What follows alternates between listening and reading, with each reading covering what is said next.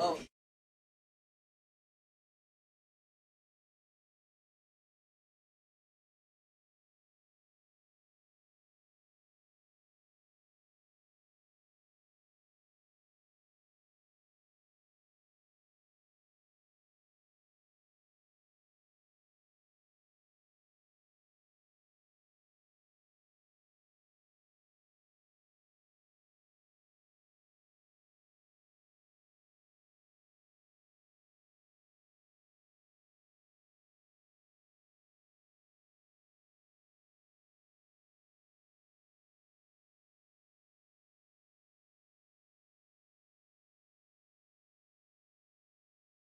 Don't need to say anything more.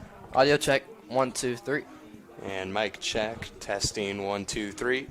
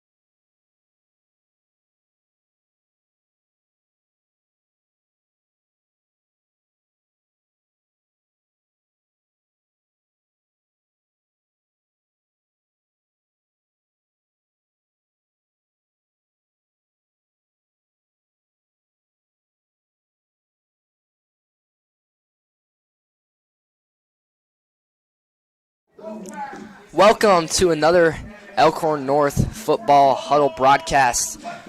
Today I am joined by Luke Jefferson. We have our first round of playoff on our hands. It is Pius at Elkhorn North. Temperature's 45 on a late night, latest game. Definitely feels less than 45 right Yeah. now, for sure, on that field.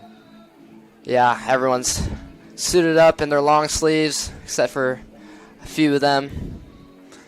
And it looks like Pius is going to kick it off first. Elkhorn North will receive to start this game. I'm excited to see what Elkhorn North can do here, see if they can set the tone early.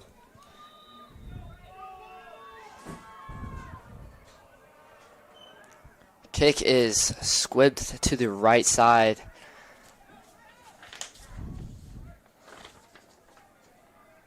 And it'll go all the way to the far side. That was fielded by Drew Meyer. And the Elkhorn North offense will take field at around the 38. Beachy leads this offense. Usually how he plays is how the Wolves play. So he has 1,600 yards on the season, 60.2 completion percentage, about 187 yards per game. Snap to Beachy, and he's going to hit it outside, and that is going to be close to a first down for Grant Succo. Looks like they're going to call it. Yep, that's going to be a first down.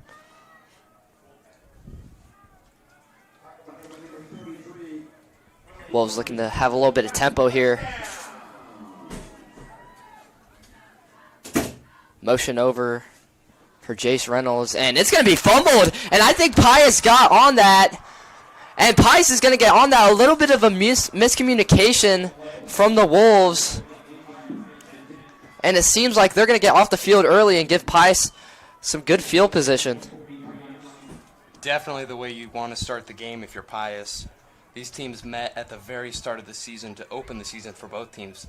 Elkhorn North won that game 46-0, so Pius, they didn't even score a point in that first matchup, so to even get this field position this early on in this game is critical.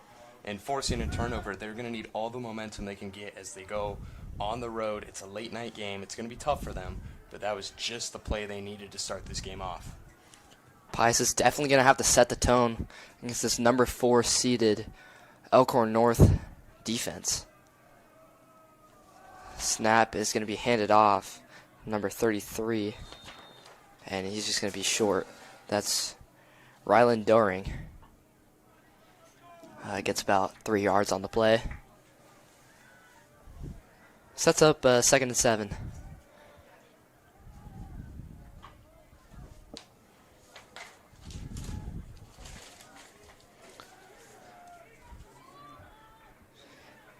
Easling, the quarterback for the Thunderbolts, 821 yards on the season, about half of what Beachy has. 55.6% completion percentage, which ends up at 102 yards per game. Snap, and it's going to be handed off again to Doring, and he's just going to get stuffed there. 2 run plays in a row seem to not be working for the Thunderbolts, and we'll see what they do for the next play. Maybe switch it up to a pass play. And Doring, he is the leading rusher on this Pius team, is averaging about 41.9 yards per game with 2 touchdowns on the year, so look for them to keep it with him.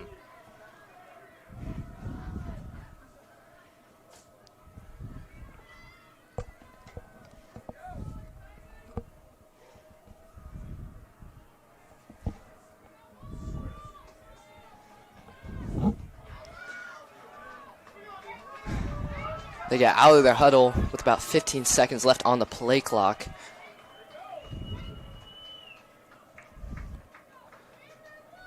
They're going to go 2 wide on each side. Tight end is going to come across, and they're going to hand it off to a 3rd time. And Doring is just going to get stuffed again. This time gets about 2 yards. And that's going to set up a 4th down. And I think they're going to keep the offense on the field. Interesting decision by Pius, just sticking to the running game right here. Yeah, it'll be interesting to see what they're gonna do here on 4th down. I don't think they'll run it again, but You'd think they'd have to pass. Yeah. Right? Look for Charlie Morrow, leading receiver on this team, 453 yards, 4 touchdowns. crossing route is stuffed immediately by Uckman. They're gonna say it's incomplete. That's gonna be a turnover on downs. Good defense from the Wolves is gonna get the ball back to the offense.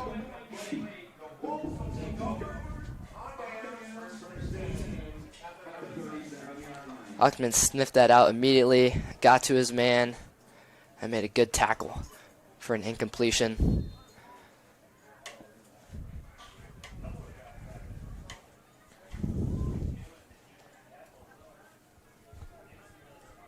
And now after a little bit of miscommunication, Elkhorn North offense is just about where they were to start the game. It's going to be a handoff, and he's going to sweep across. That's Anderson Taylor. He's going to gain. They're going to say no yards. That'll be 2nd and 10.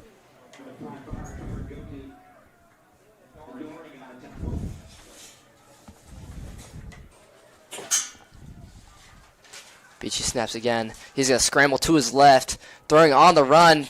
Risky throw, and it's going to be incomplete for Uckman. 3rd and 10.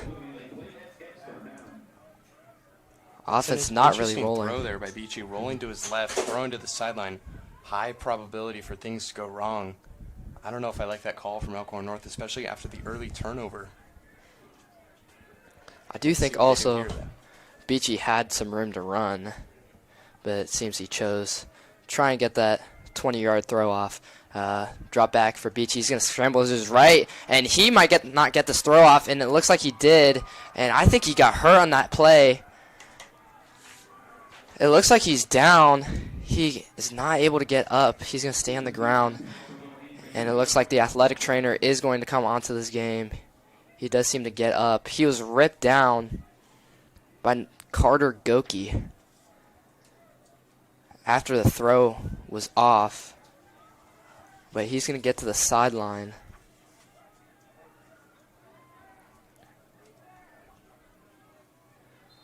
And hoping the best for him as he gets a little rest here. Offense not really rolling here early in this first quarter. Snap is very low. It bounces for the punt. There. Very lucky bounce there. And another lucky bounce after the punt. That will pin them at just about the 15. Some tough field positioning for this Pius offense.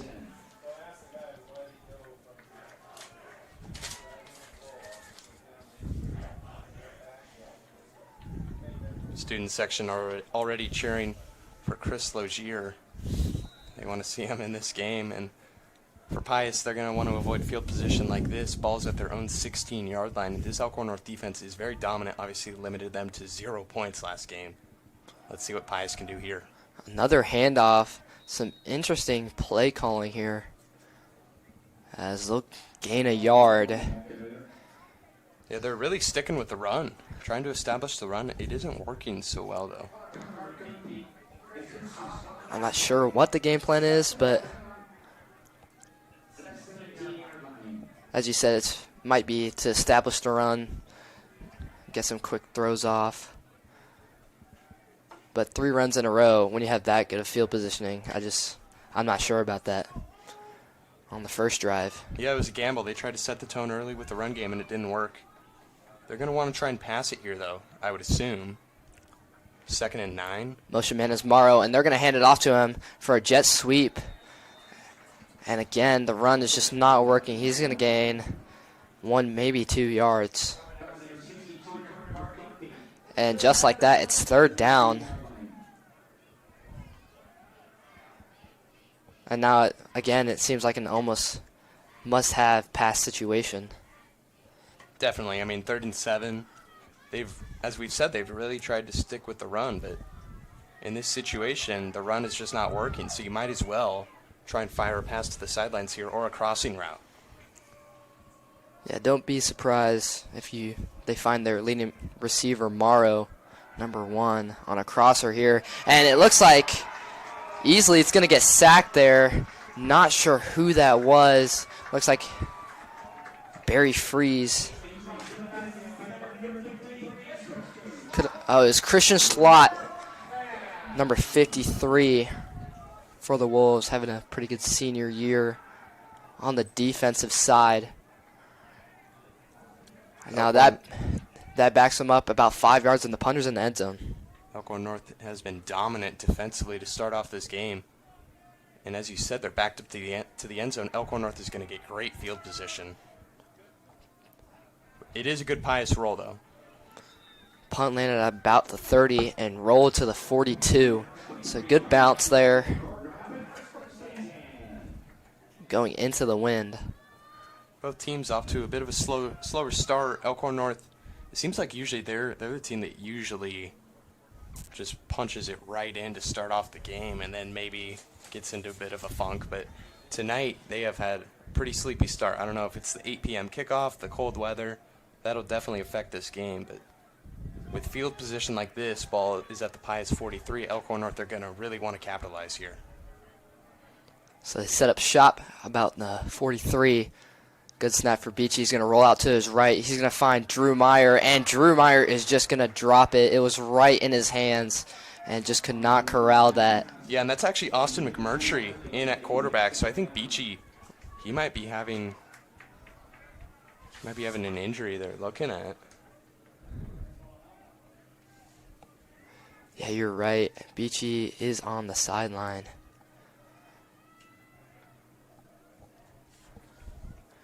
McMurtry does have decent stats on the year, higher completion percentage, but obviously he has way less attempts than Beachy.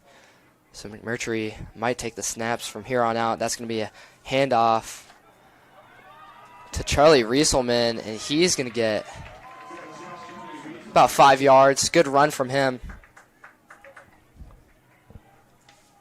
These are really good reps, too, for the junior Austin McMurtry in a playoff game. Great environment for him to learn, and most likely he'll be the starting quarterback next year, 3rd and 5.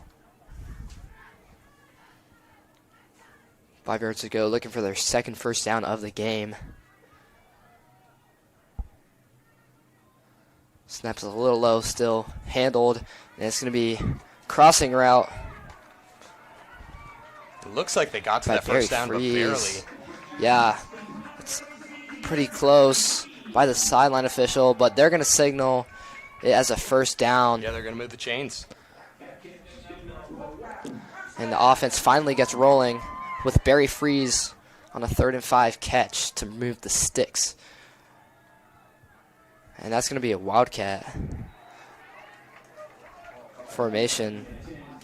Oh, never mind, that's taken McMurtry. By McMurtry himself, just a design quarterback run to the right side. That's interesting there.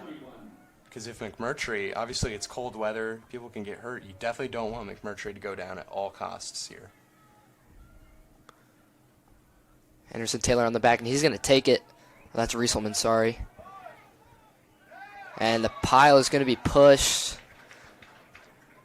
just before the 25.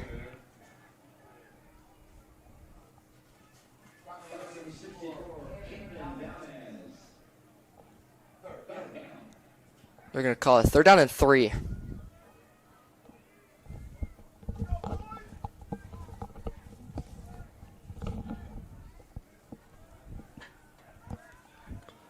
Two wideouts to the left.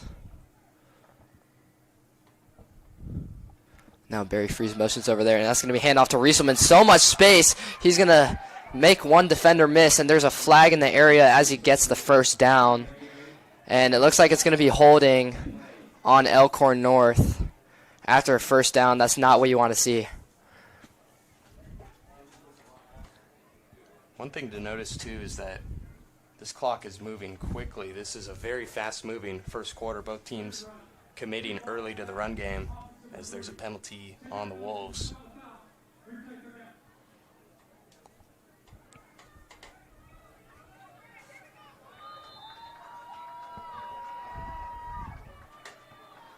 So it's a third down Third and 7. and 7. Marjorie takes a snap. He's looking right, and he's going to tuck it. No, he's not. He's going to throw it, and that's a great pass to Chris Logier. And he's going to get just before the 10. Really good job there by McMurtry, just getting off on the run and still finding an open man. I've been really impressed with him this drive. He's been doing great. He's going to be a great quarterback for Class A move this year as they take a one-on-one shot with Drew Meyer. And is he in? He caught it, but he was just out of bounds.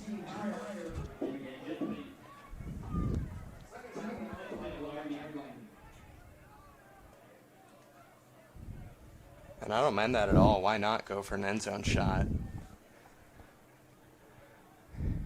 Maybe they'll commit more to the run here on 2nd down and 10 from the 11-yard line, but really the playbook is wide open for what to do right now.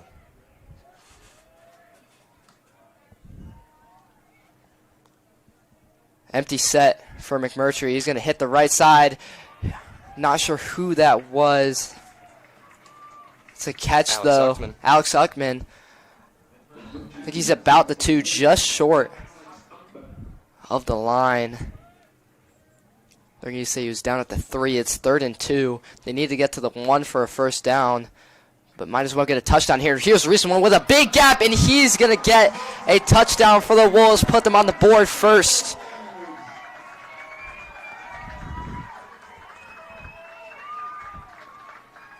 Elkhorn North did everything they needed to on that drive. Just marched it right downfield, and what a way to end it with the junior Charlie Rieselman. Just a nice touchdown run there. Yeah, I mean, other than the penalty, that was just a textbook drive by the Wolves, taking all Really their impressive, downs. too, from the backup, McMurtry. That'll give him some confidence. He's doing great. As usual, Zach Keenan drills the extra point. I mean, he's Such a talented kicker. 8th-ranked kicker in Nebraska. I mean, just great. Yeah, that's why he got on Sports Center way back in the spring, but we'll step away for a moment. This is the first round of the playoffs on Huddle.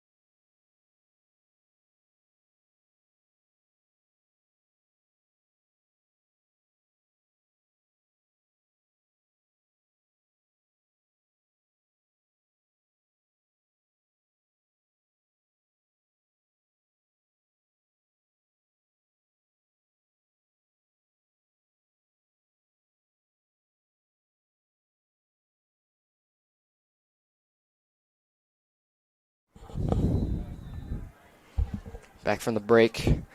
Looks like there's a bit of wind here. It's going to be held for Zach Keenan to kick it to the back of the end zone. I mean, just what a kick from Zach Keenan to get it to the back of the end zone through a hole. He's mostly been kicking touchbacks all year. Just shows you how good Zach Keenan is. It's just great. And now let's bring out the Pius offense once more. They have really struggled, really this whole year.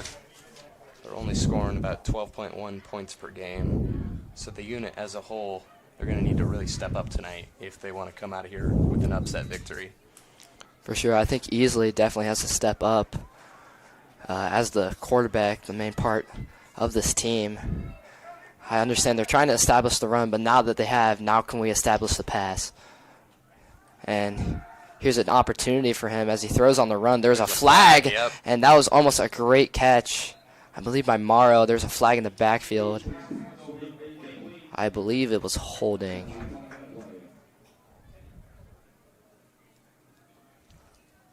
Yeah, Pius, their body language, it's looking like this one's going to go back. It'll be a 10-yard penalty. That was number 57, Erzim Donnell. And that will back him up. 10 yards. That's 1st and 20. Not how you want to start an offensive possession. Definitely not how you want to start. Now they're backed up to their own 10-yard line. They have to get 20 yards to even get a first down, which I don't even think they've gotten one tonight. They have not. And that's going to be far side. And Jace Reynolds is going to get an interception for a touchdown. That is exactly what we saw at the Bennington game last week. What a perfect read by the Nebraska commit to get that ball and score a touchdown on defense. Just like a flash of lightning there. It just came out of nowhere. Just sat on that route, jumped it, took it to the house. It's almost too easy for Jace Reynolds. Just read that route. Elkhorn North takes a 13-0 lead. That would be his second pick six in a row.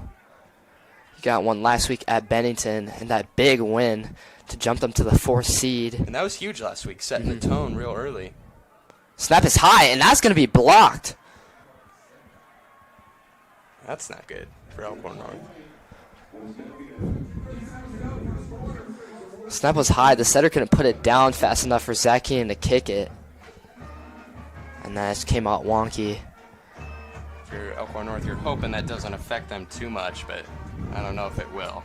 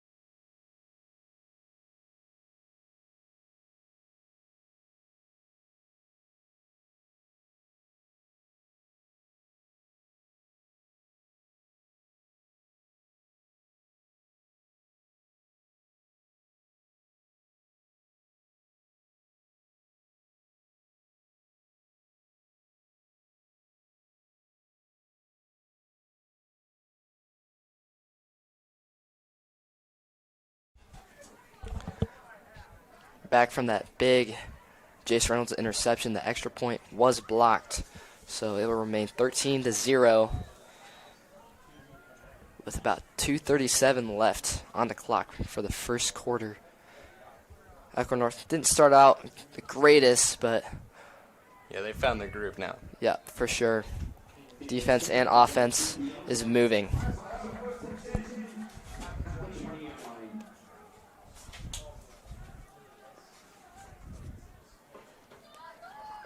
Pius historically was great in the playoffs once they opened their school. First win was 1973, but their latest win was in 2004. It would take a lot for them to win a title this year. But one of the fun things about high school football is that it's not all about winning the championship. It's just about winning each game, one game at a time. And it would make their whole season if they were able to walk away from the Elkhorn Stadium here tonight with an upset win. And that's Not going to the be best way to start it, though. screen tomorrow, and he's going to fight for yards, but he's only going to get about one.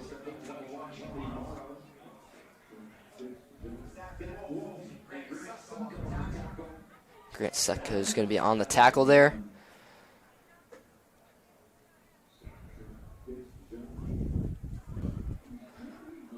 And I'm not sure about this play calling, but Pius has been throwing very short passes or just been running the ball the entire game, and it's not been working. Yeah, they've tried to stay really conservative, and even still with that conservative approach, they still threw a pick six. So they really They don't have much to lose here by firing a crossing route over the middle. Here's a screen pass. They'll dump off. It's going to be a dump off. Yeah, it's not working, though, for Pius. Noah Barnes, the running back, receives that. Barnes is the second leading rusher on Pius. 139 yards on the season. No touchdowns yet. Doering's the leading rusher on this team. An interesting stat line that I saw on Max Preps is that Easley has recorded negative 103 rushing yards, which is probably from sacks. Yeah, I'm guessing they're counting the sack yardage. Still not a great stat. Drops back. He's going to look to fire it the longest he has all game. And are they going to say that's a reception? They're going to say it's incomplete. Yeah, but that was just great defense. Yep. Fell to the ground, but it was a catch that really could have been made over the middle. Their best opportunity of the night to move the sticks, and it was honestly a pretty good throw there from Easley too. It was. I'm not sure why they don't go more downfield. That was a good 15-yard pass. As you said, could have been hauled in, but missed opportunity there, and they're going to have to punt once more. Low punt, and that's going to skid under the punter. He's just going to kick it out, and that will be a safety.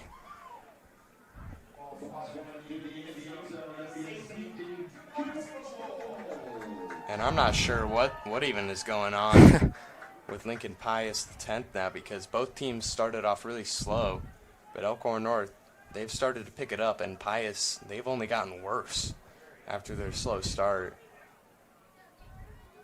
And those are just the mistakes that you can't happen. Those are just game killers. Yeah, if you want to pull up an upset on the team as good as Elkhorn North, you can't be making those little mistakes. Special teams, penalties, all that stuff. It has to be in order, just the little things that matter. In high school football especially. So we'll take a break real quick. We'll be right back.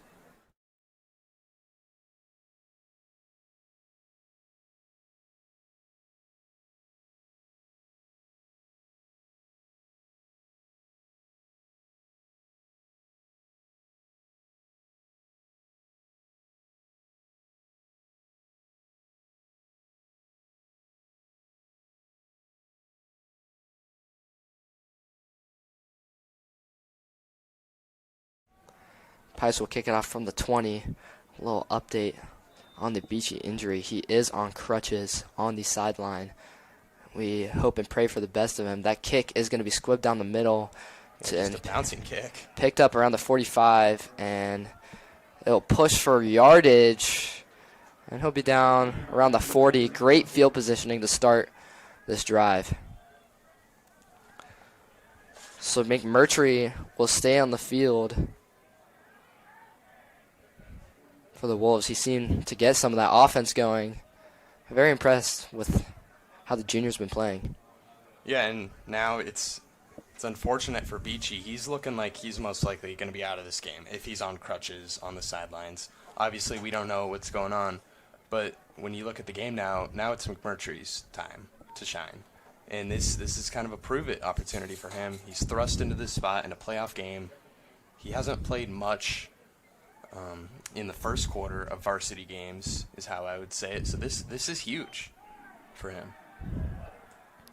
And I'm not sure what's going on here.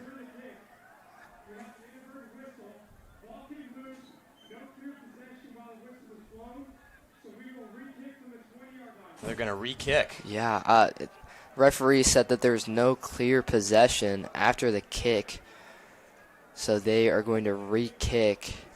Obviously, there's no replay for high school sports. Yeah, and I think what he was trying to say also is that there was some confusion about the whistle or something. I'm not even sure. I'm not sure what was going on there. I've never seen a re-kick for in sure. all my time commentating these high school football games, so this is a new one. I've never seen that call before. I mean, it's like when you're playing with your friends and you can never agree on like a ball or strike call in the backyard, and so you just say, "Let's redo it." It's kind of like that situation here. I think the refs just huddled up and they're like, "You know what? Let's just redo this." So after some good field positioning, as it seemed, at around the 40, let's see if they can get better Same field kick. positioning. Yep. Very low, and he'll get tackled behind the 50, which is way worse field positioning than it was before, but still pretty decent. As we said, McMurtry's back out there.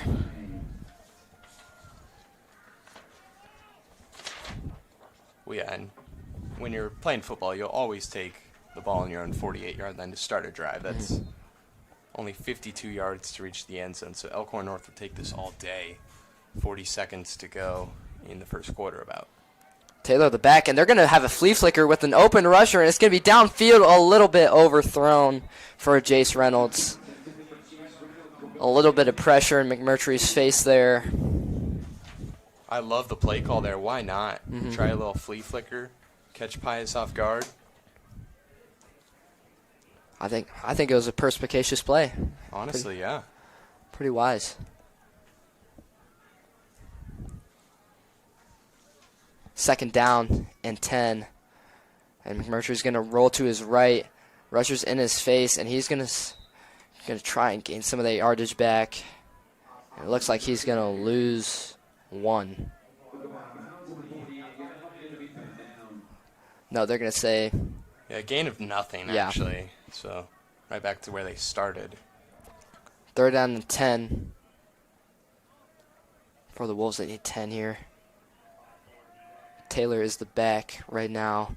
Alex Uckman looks to have a one-on-one matchup with no safety help. Might be looking his way. Far side. Good throw there by McMurtry. It's just incomplete. Good defense. That was intended for Grant Sutko. Really good lockdown defense there by Pius. That whole drive. And that was, from what I could see up here, that was a really good throw by McMurtry. He put it right in the place where only Sutko could catch that, and that wouldn't be intercepted, but just the Pius DB just got in there, stuck his hand in there, and batted it away. So credit to Pius on that drive, setting the tone defensively for this team. Great defense by both. 2 punts have hit the turf today. One ended up as a safety. That one was clean. And will end up around the 30. So Pius will take the field. We'll take a quick break. We'll be right back.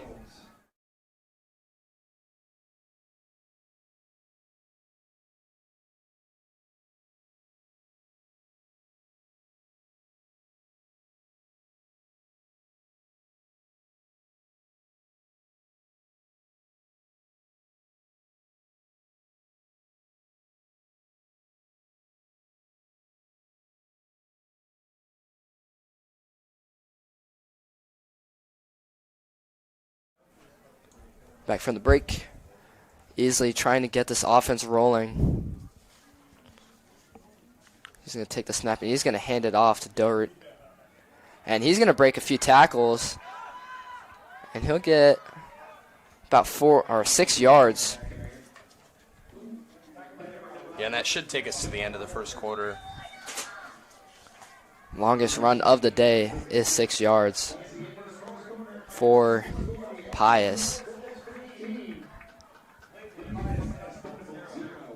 And that is the end of the first quarter. We'll take a break.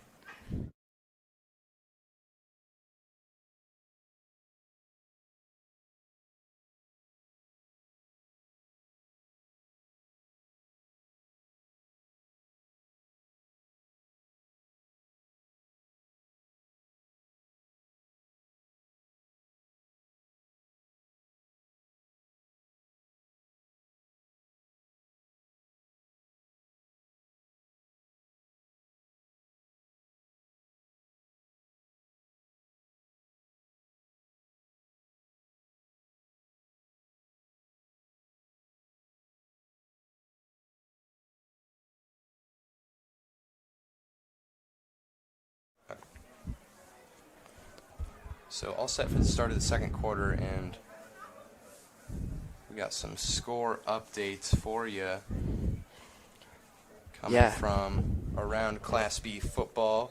Scott is demolishing Garing. That game just ended. Bennington up big on Plattsmouth Waverly, shutting out Grand Island Northwest. But the Gretna-Norris game is a battle right now. That'll be really interesting.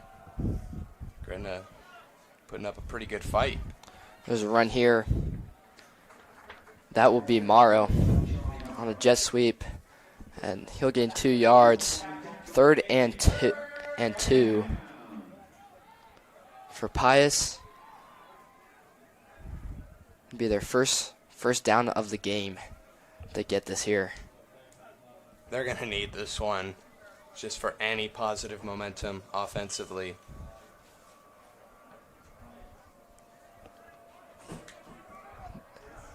First down doesn't sound like much, but it would be huge for Pius right now. Morrow on the motion. Looks like Elkhorn North player might have jumped off sides, but he's going to run a deep shot to Morrow, and I think it went right through his hands, but there's going to be a flag, and they're going to call pass interference. Didn't really see that call.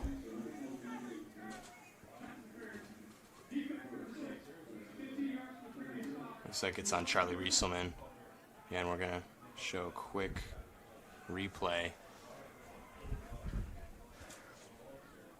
Yeah, just didn't turn his head around. I think that's what caused it to be called the pass interference. But Pius will take it. Yeah. This is the most they've had on a drive all day. Started at around the 35, and now they're finally past the 50 for the first time in a few drives. Snap, it's going to be handoff. He's going to try and break tackles, but it's not enough. His forward progress is going to give him about 3 yards. But Doring is just not going to get much there. And you can just see Doring, he's trying to be like a wrecking ball. He's trying with all his might just to push through, but that Elkhorn North defensive line is just a brick wall. I'm sure the running game tonight for both sides is just a war of attrition in the cold, especially. Just who can wear down the other side first. And I'm sure that's why Pius was trying to stick to the run, just wear down Elkhorn North over time, establish the run game. Snap to Easley. He's going to evade some defenders in the pocket, throw it down the middle. A little bit risky, but Morrow is there to make the catch. Be down around the 41. 3rd down. And about 4.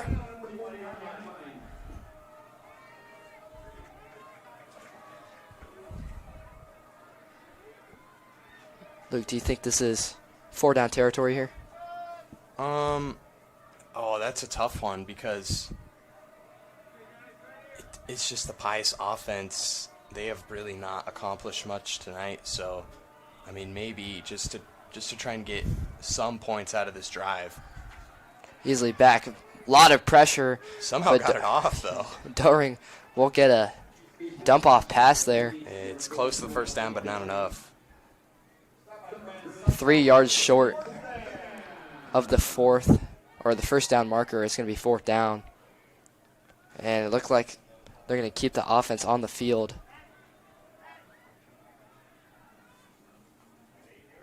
And I don't blame them here. It's their best drive all game. You might as well try and squeeze every last bit you can get out of it.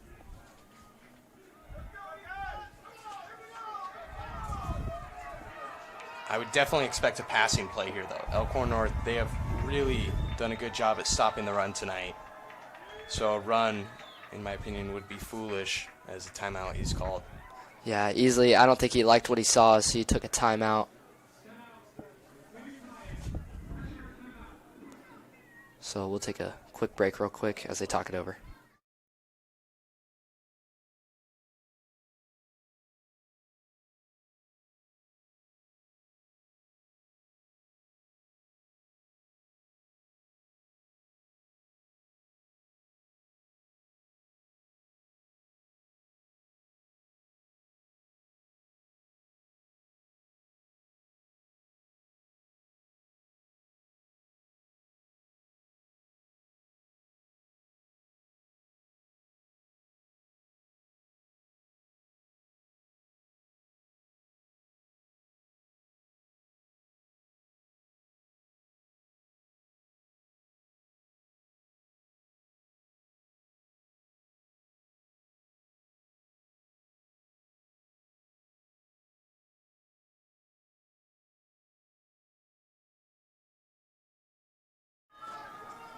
Back from the timeout.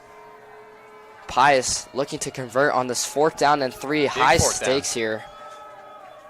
This would be huge for Pius if they get it, and huge for the Elkhorn North defense if they stop it. Snap off. He's looking left immediately to pass. He's going to go long. It looks like he has an open man, and he's going to catch it. Number 5, Medinger. A little bit of blown coverage as he's open in the middle. And this is huge for Pius. He's down at the 13-yard line. Thunderbolts now threatening to score on the Wolves, something they haven't done this season. Just what Pius needed right there, just a pass over the middle. They were bound to get one sooner or later. Hand off to Doring. Fighting for yards as usual, but only gaining about 2.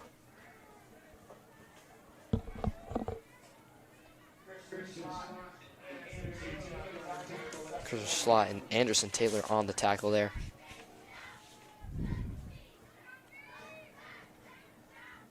If you're Lincoln Pius also right now, you need to score a touchdown right here. It's for sure 4-down territory. A field goal won't do you much good,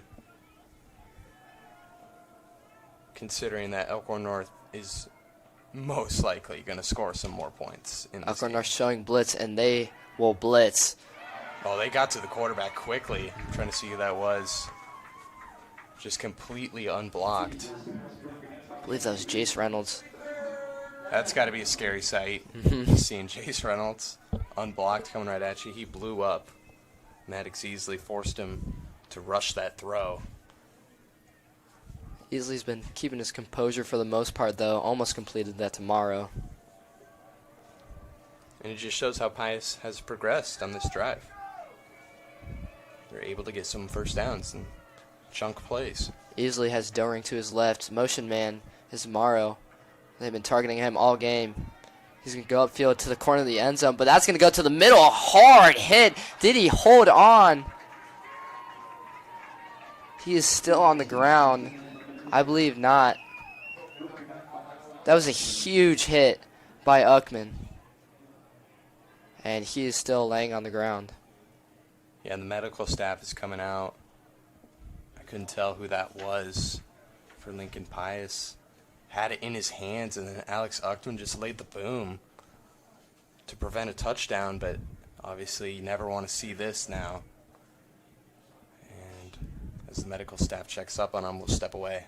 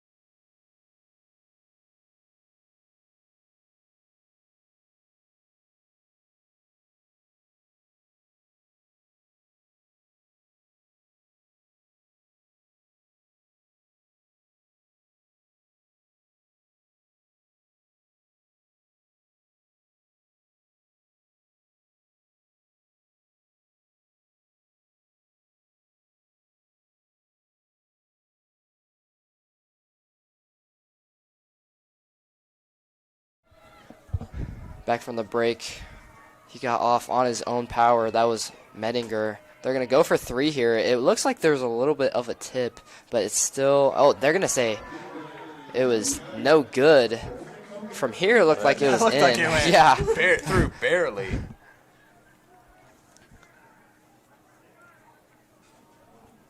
So Pius comes up empty. That's a backbreaker for him. After having a good amount of momentum on that drive, longest drive of the day by far, about 50 yards from where they started. That's got to be really demoralizing, especially, I don't know, I mean, that field goal looked like it got tipped but just barely went through. Obviously, the ref saw something else. But to come away with 0 points. Not what you want. Anderson Taylor's going to run it to the left side, trying to find a gap, and there's just nothing there. He'll get about a yard on that play.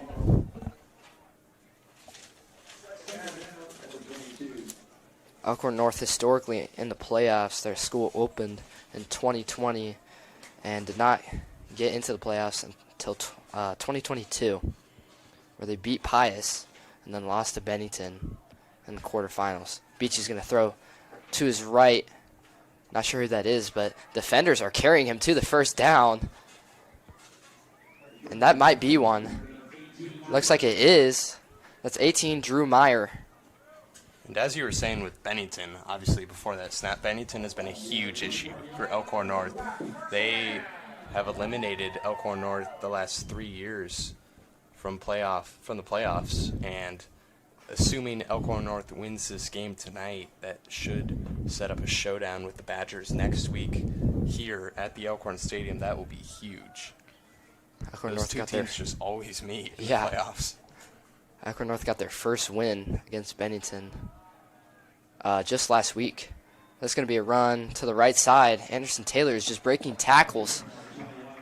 And he's going to get around 5 yards there. Great running by him.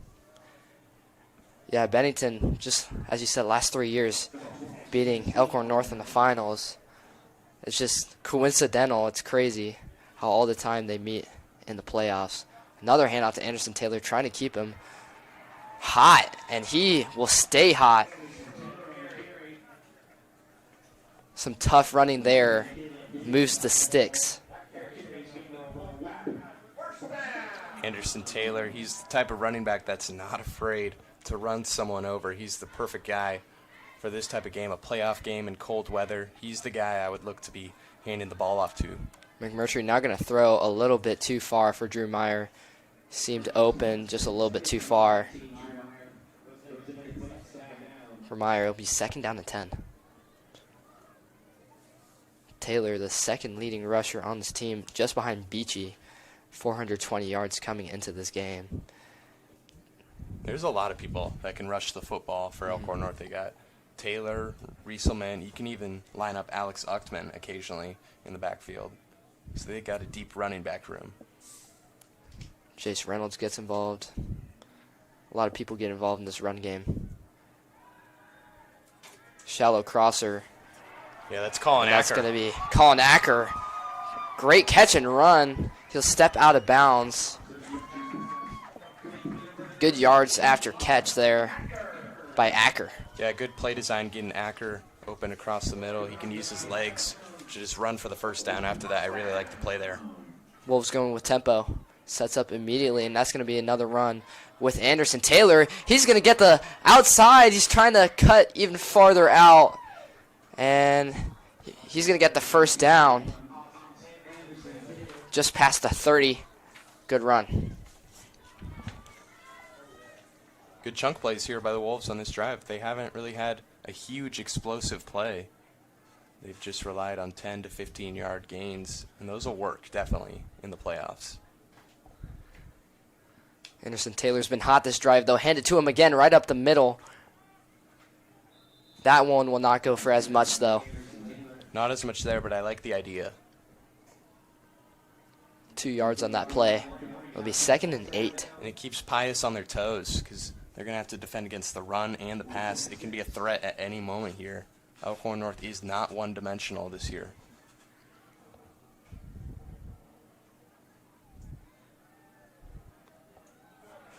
That's going to be a throw from McMurtry to Drew Meyer. What a perfectly placed pass by McMurtry. That's a touchdown. Good play design from the Wolves there. Yeah, and just Drew Meyer, he's a good athlete. He can get a break on the defensive back, and just a great throw there by McMurtry, right where it needed to be, as we're going to get a replay real quick here. We'll get it after the extra point. Yeah, after the extra point attempt by Keenan. Last one was blocked because of a high snap. But Yeah, this they'll one want seems to sort steady. that out. Yeah. They got it this time. So it's 22-0. Here's the replay real quick of that Drew Meyer touchdown. Just perfectly placed where the defender could not even get to it. McMurtry showing good composure here and looking to be a great QB in the coming future for the Wolves. We'll take a break real quick. It's Elkhorn North on Huddle.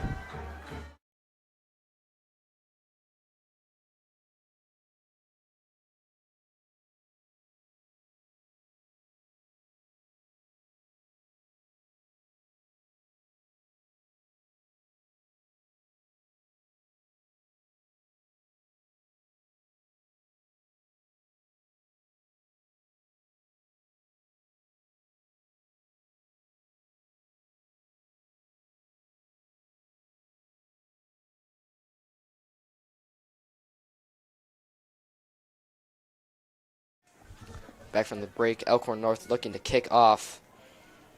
Some score updates. The Bennington and Plattsmouth game just ended. It's 48-0 final. The 1 seed Waverly is leading 35-0. Norris and Gretna. Norris extended their lead to 10 points. It is 31-21. Seward is leading McCook by 8 points. It is 14-6 there. Gretna East is blowing out Standing Bears 27-9. And then Scotts Bluff is up 14 on York 21-7. And for any baseball fans, the Dodgers are leading the Blue Jays 3-1, bottom of the 6th. Obviously, the Dodgers need to win 2 in a row to repeat as world champions. And the Blue Jays, they just need 1. So big sports night, big baseball night. But we got a football game also, big football game Bigger tonight. than World Series. Yeah, obviously, of course. I mean, come on, Elkhorn North. Who is not watching this? Yeah. If you're not watching this broadcast on Halloween night, then what are you doing? Playoff football, come on. Easily will take the field again after good possession. Last drive, but did not end up in points. Doring will do what he does best, getting 2-yard plays. 2nd and 8.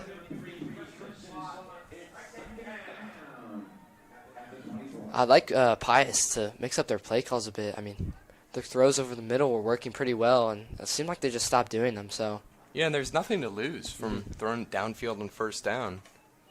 I would like to see them, if they get another first down, maybe try a shot on 1st and 10 instead of just running it every time. Maybe they're seeing something different, though. and that's going to be a curl on the near corner for Brady Schottenkirk.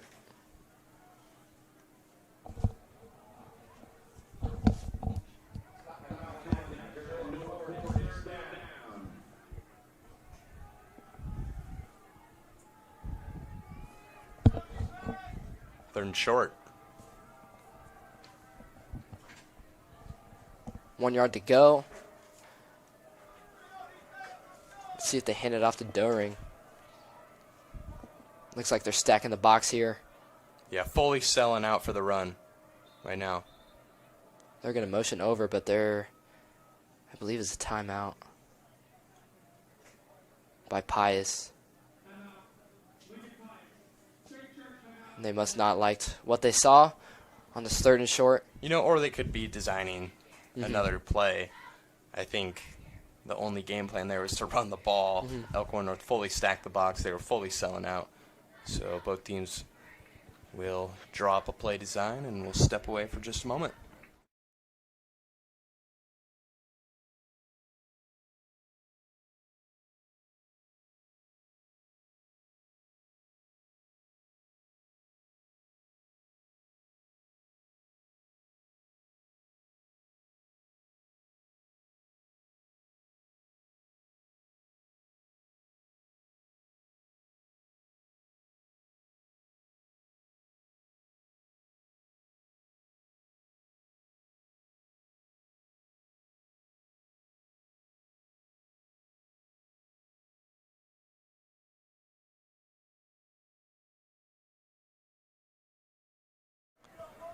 Pius talked it over. They're still stacking the box. They just got one wide out. I saw Noah Ford rush in there. He tossed it. There's going to be a little toss to the inside there. Mario's going to break free, but they're going to call it dead off forward possession. Yeah, forward progress was stopped, looked like. Just nothing doing for Pius. They're actually going to lose a yard there, unfortunately for Pius. And they're going to bring the punt unit out. Last time we saw them, it was a safety through the back of the end zone. They'll need a better snap this time. Elkhorn North has 2 deep. Punt is good that time. Fair catch.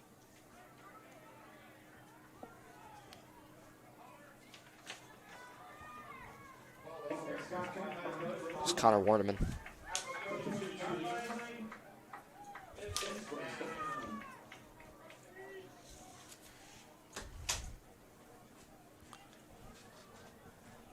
Wolves have been pretty dominant on offense besides the first drive. Last drive they had a lot of explosive plays of 5+ yards. Anderson Taylor was having to tear. We'll see if they continue that train. McMurtry will take the snap. Looking left, and Alex Ekman is just wide open on the far side. He's going to break a few tackles, and he's going to get close to the first down marker. I believe they're going to call it. Yep, that's going to be a first down. Alex Ekman just wide open on the curl. DB was about 15 yards back. Yeah, and that pass hung in the air for a long time, but that was a long pass by McMurtry. It's hard to tell. I'm no math professor with the Pythagorean theorem, but to the sideline there, that was a long throw from the other hash. McMurtry is going to take the snap. He's going to fake it to Anderson Taylor. It's going to go far side, a little bit too far over Grant Sutko's head. Would have been a good play call there if it was complete. Looks like there's a flag on the play, however. And by the way, Elkhorn North is backing up. It's looking to be holding.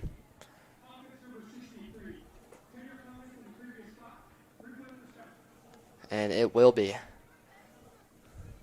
That's going to be a 1st and 20 for the Wolves. Not what they needed there, but they can work with that. 1st and 20, the way the offense is played tonight, there's no need to worry. Grant Sutko's in motion. McMurtry takes it. Lots of time in the pocket. It's just going to go to Anderson Taylor, and he is blown up from the time he gets the ball. I don't know how he didn't go down off that first hit. He's going to lose about 5 yards. That play was a disaster. Pius just read that perfectly and backs him up even more. 2nd and a mile. Yeah. 2nd and 25. Empty set.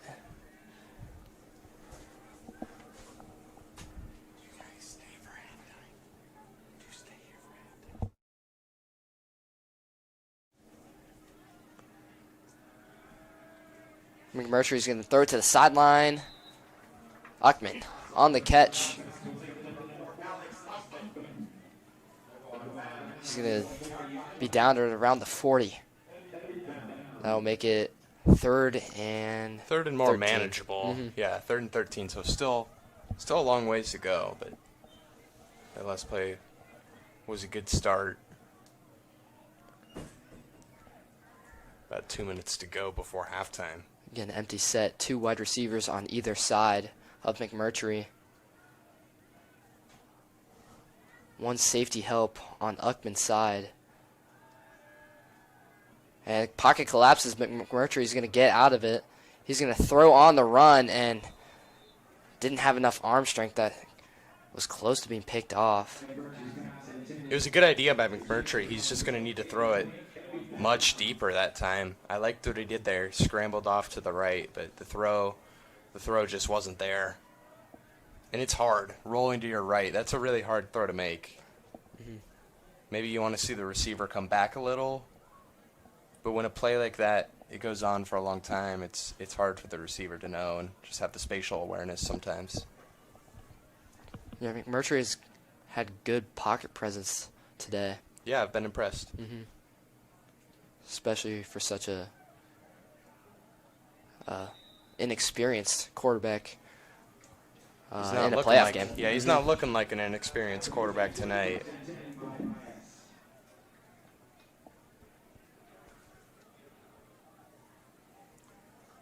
Pius will take over, and we'll take a break.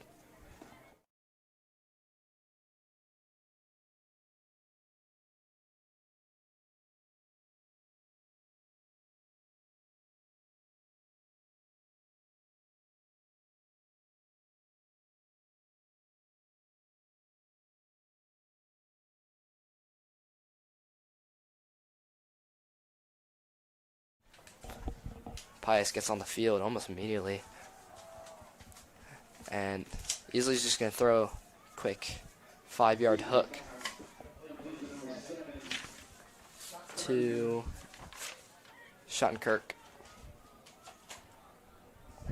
I like the play there, getting the ball quickly to Brady Schottenkirk and allow him to use his legs to cut up field. 2nd and short, and that's going to be over the middle, just easy interception. I am not sure who that is. That's going to be number 6. Charlie Rieselman. That's Rieselman. And not the first interception Rieselman's had on the year. If you remember back against Michael Knudsen and the Gretna Dragons. And this one was just thrown right to him, honestly. Here's a replay. Just lofted over and easy route to read for Rieselman. Easy ball to track. And it's Elkhorn North football. Rieselman almost did not have to try to intercept that. Just came right to him. Bad decision making from Easley. The ball was just thrown a bit too much air under it. Anderson Taylor took that last snap for about 1 yard, rolling to his left. The Wolves get the ball back immediately. Let's see if they can punch it in here on this drive. Ball's at the Pius 39-yard line. And if they can't get enough yards, you always got Zach Keenan, trustworthy kicker you can rely on. McMurtry's going to drop back, and he's going to deliver a strike. Jace Reynolds with that reception.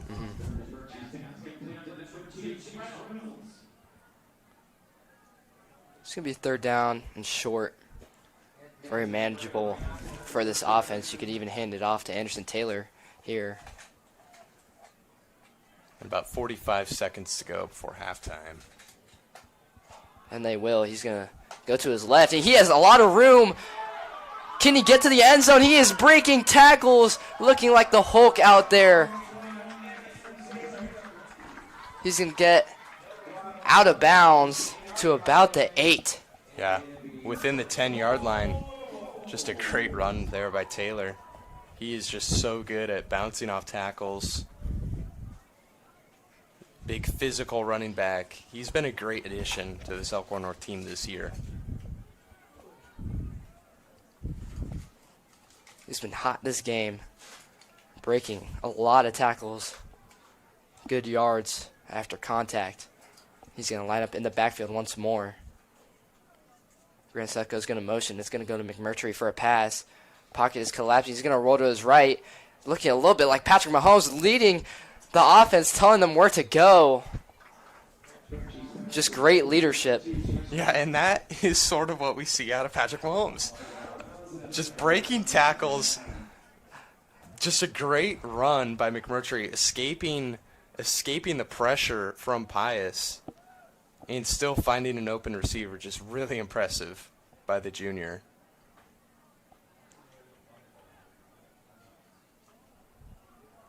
I don't think I'd be incorrect if I said that was a little Mahomey. Here's McMurtry. Oh my goodness, no. that is just not a great pass off the crosser intended for Alex Uckman, and Pius is going to intercept it with 19 seconds left. And after Wipes all, away after a all Wolf that scoring talk, opportunity. after all that talk about Mahomes, that is not what you want to see on the next play. Maybe that one was on us. Maybe an announcer jinx. Yeah, that just did not look like Patrick Mahomes. Yeah. And I don't mind the play call. Maybe you should have stuck to the run with Taylor, but I don't mind it. And if you're McMurtry, this is just good experience. Elkhorn North up 22-0. It won't harm them much with 19 seconds to go. It looks like Pius is even just gonna take a knee right here. Yeah, they're going to take it to the half, talk it over. Down by 3 possessions here. We need 2 touchdowns, or 3 touchdowns, and a 2-point conversion And to both get back teams in head this off game. the field, so that will bring up halftime. Elkhorn North leading 22-0, on pace to basically match the score of the last time they played Pius. They won 46-0. But anything can happen. You know, you never know what adjustments both teams are making, but we'll step away for halftime, and we will see you at the start of the third quarter. This is Elkhorn North on Huddle.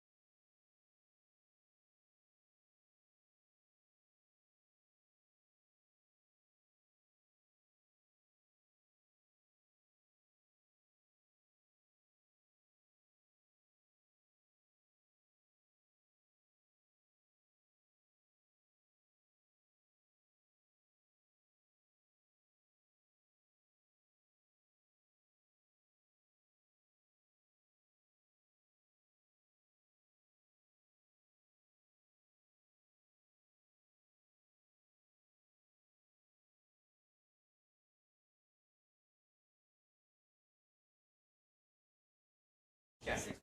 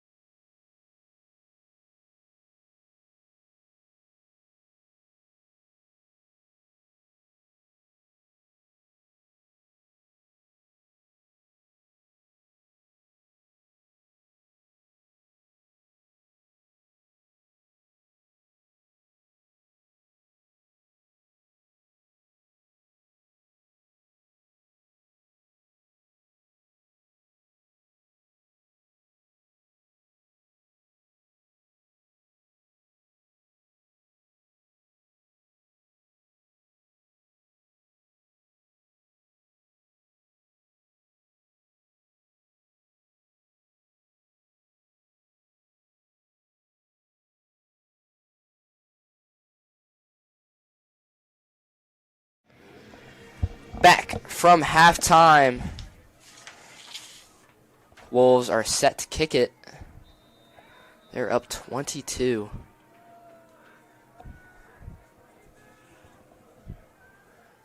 And Pius receiving the kickoff. It'll be interesting to see how they take this first drive. If they can go down and punch it in, then they're right back in this ball game. But if they can't, then it's going to be really hard to find themselves even back in this game. Pius definitely needs to make a statement here if they want to have a chance to even come back in this game.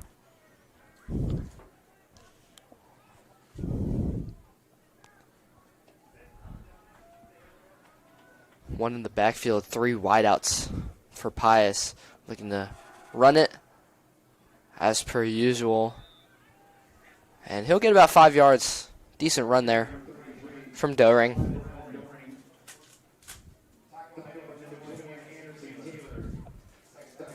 Anderson Taylor on the tackle.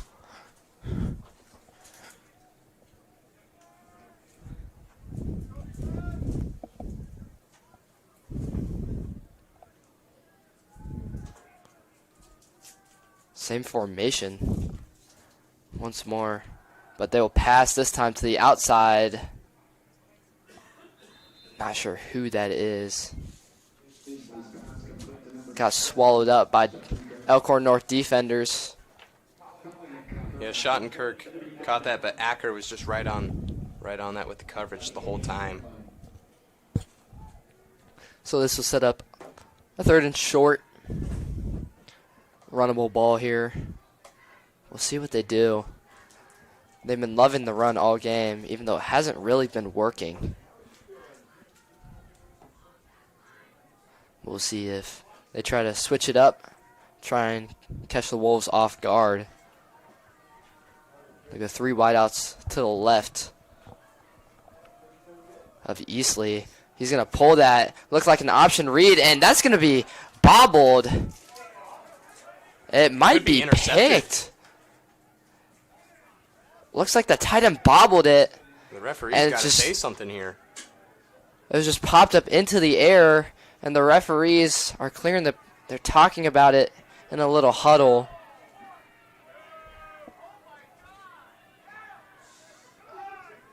Parents are not happy.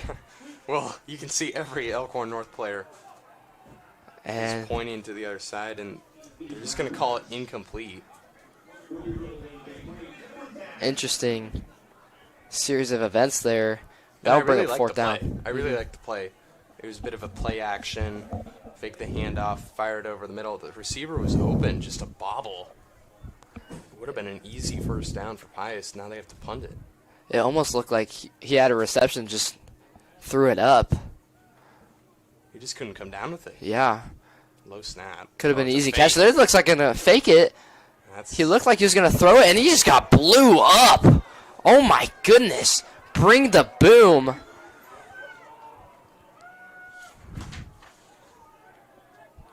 That was Noah Ford. We don't say his name much, but goodness. He makes an impact when you do say his name. Noah Ford, the junior.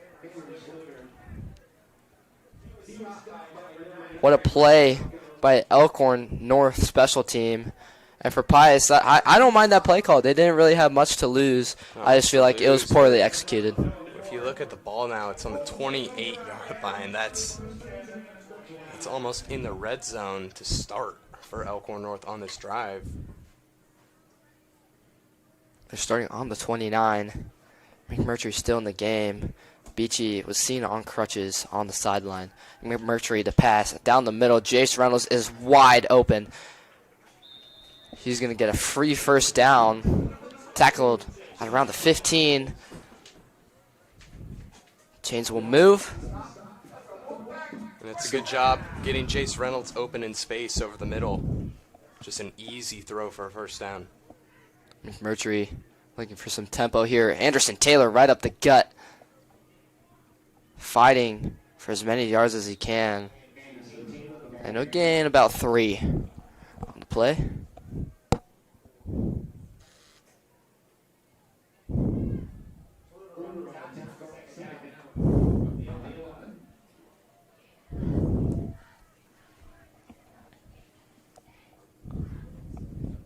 Last time the Wolves were this close, however, McMurtry did throw an interception.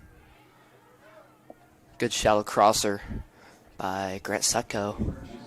He's a little bit short of the sticks. It's going to be third and about 1. You could call it inches. When you see Anderson Taylor lined up in the backfield, I would expect the ball to go to him here. Pius is looking to expect that as they put 3 linebackers down the middle, but Anderson Taylor is going to break a few tackles, and he is close. Really good cut by Taylor there. And as we expected, the ball did go to him to the left side. But just a good cut by him to break a tackle, and about as close as you can get to the end zone right now. First and goal. Looks like they're probably going to punch it in here. They're going to throw a lob. It was way too high for Drew Meyer. Not sure about that play call. I feel like you could have sneaked it in or gave it to Anderson Taylor there.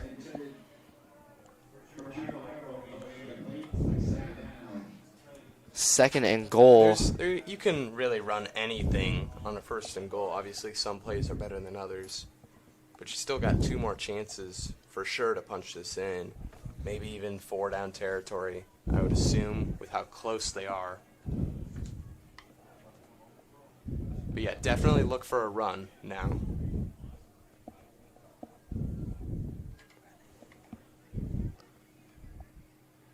Handoff to Taylor this time, and he is in. Touchdown. Wolves. Anderson Taylor finishes that drive for the Wolves. That's his 7th touchdown on the year. Great drive from Anderson Taylor and company. And it was made pretty easy by starting out at the 28-yard line. You couldn't really ask for any better field position. Zach Keenan will most likely drill this PAT, and he does as per usual. Not letting the blocked extra point from earlier get in his head, obviously. That's what a great kicker does.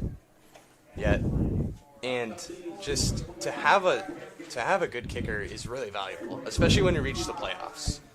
And Elkhorn North, most of their wins this year have been blowouts. But when you reach the playoffs and, Elkhorn North up 29, looking like they're going to win this game. They got Bennington next week. That's a big game. And a made field goal can be the difference between a win and a loss. So having a good kicker, it's just so important. It's so underrated. Especially when drives stall out at around the 25-yard line. A lot of teams don't really have kickers that can hit those 40-yarders, but Zach Keenan is just one of those gifted ones that can just drill those, and he's definitely going to make an impact later in the playoffs. For sure.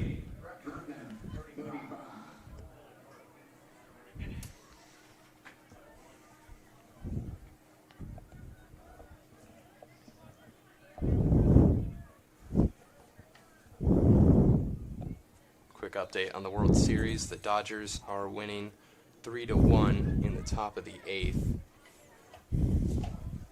Looks like they got the bases loaded, potentially. That could be interesting.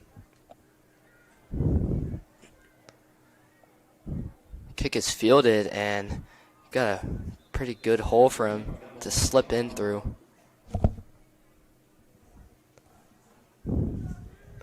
And he'll be down around the 26-yard line.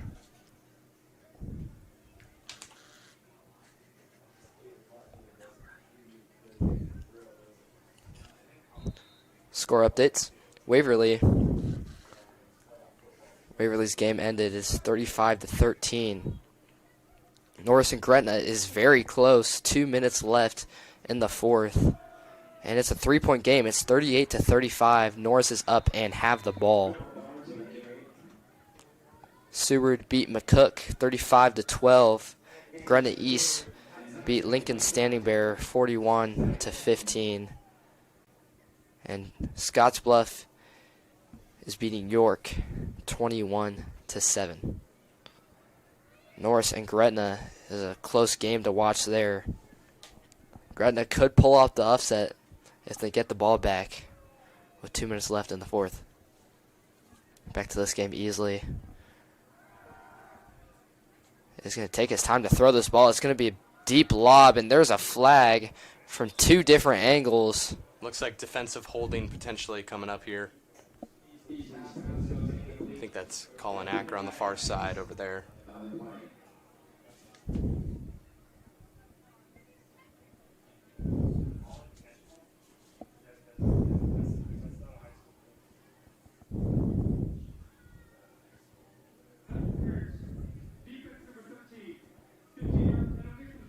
So it's called pass interference. That was a pretty early flag for pass interference.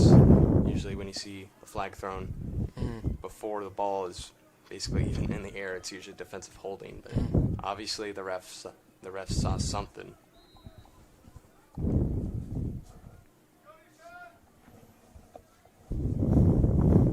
So easily we'll get a fresh set of downs here. Take the snap. He's going to fake the handoff and go down the middle to Morrow. That was a great pass and great run. That'll move the sticks once more. It looks like Pius has some steam going here. Getting the train rolling. We'll set up at around the 48 in Elkhorn North territory. Trying to put some points on the board.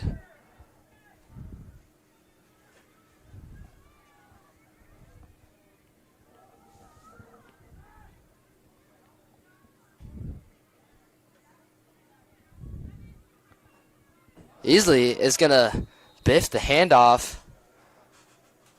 A little bit of miscommunication there, and he's going to lose a few yards. Yeah, just problems at the mesh point there. Couldn't pull it out of the running back completely.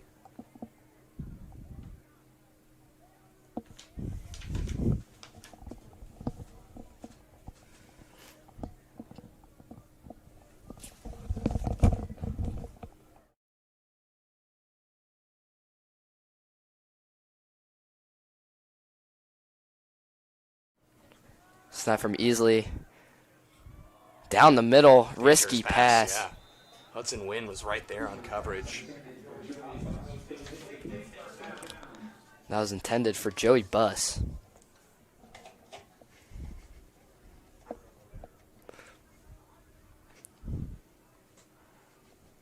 And that'll set up a third down and long. It's 3rd and 13. Probably 4 down territory for the Thunderbolts. Maybe trying to get about half of them here. Snap to Easley. Pressure coming from both the outsides. The pocket is collapsing. He's going to throw across his body downfield. And that was pretty close to being a catch. Morrow had 2 men on him. Double coverage there. Yeah. Almost across the body thrown from Maddox Easley. In Elkhorn North, they brought a lot of pressure right away. That was impressive for Easley to even escape that and fire one downfield. And it was almost caught. It was a really good throw. But when you throw it into double coverage like that, it's just a low percentage that your receiver is going to come down with it. Pius elects to punt. And no receiver downfield. Pius might pin him at the 1. And I think it touched his foot. So they're actually going to luckily down the Wolves at the 5. That could have been at the 2-yard line. So the Wolves will set up at the 5. We'll be right back.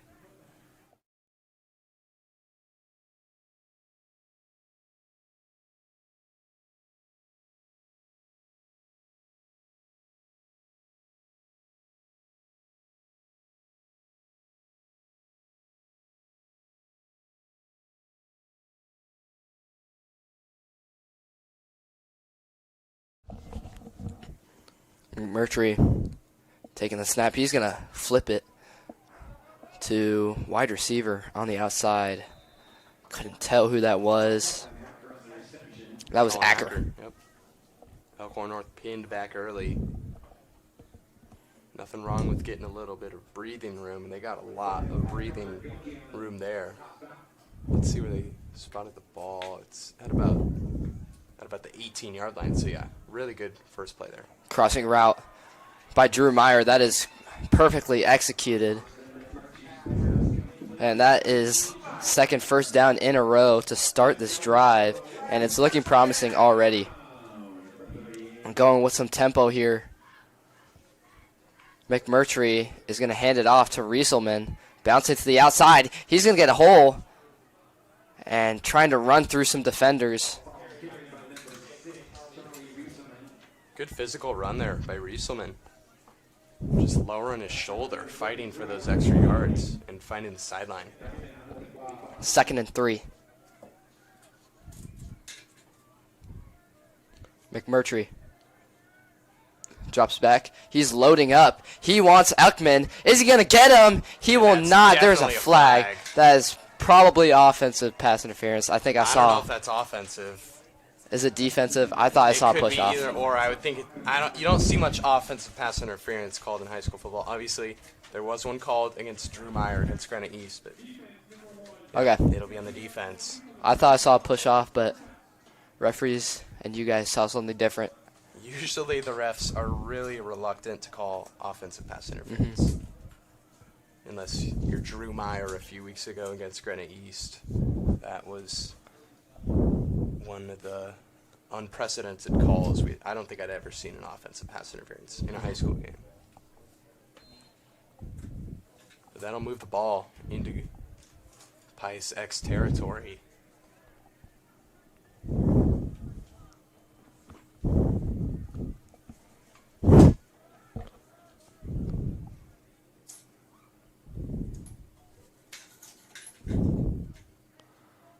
McMurtry wants to throw again. He's going to roll to his right as the pocket collapses. Throwing across his body to Uckman. He completes it. What a move by Uckman.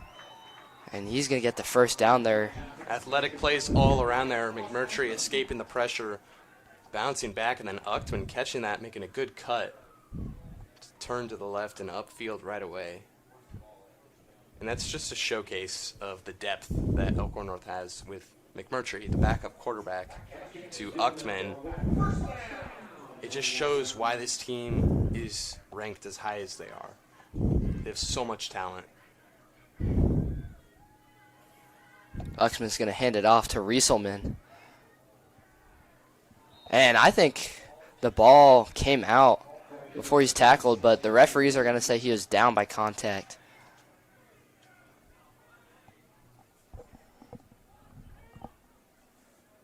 And he'll gain about 5 yards.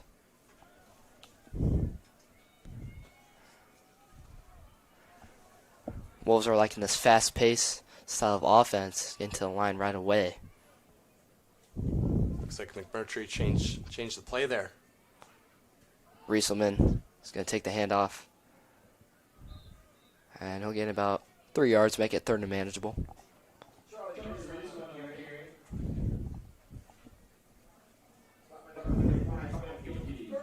Third and short coming up.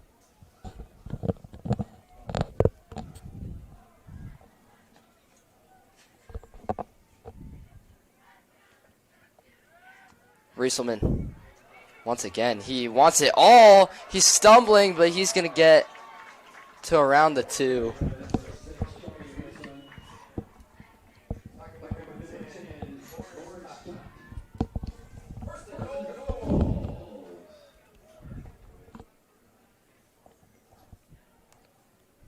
Rieselman again, this time, he is just pummeled by defenders. Pius was expecting that the whole way through the run game.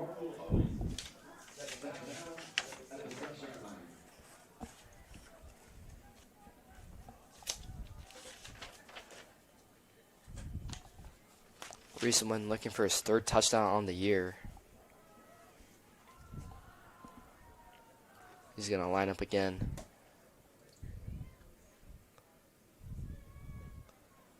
McMurtry is going to look across. Too low. To Uckman. Yes, it was too low. 3rd and goal. From around the 6. Playbook's pretty wide open here.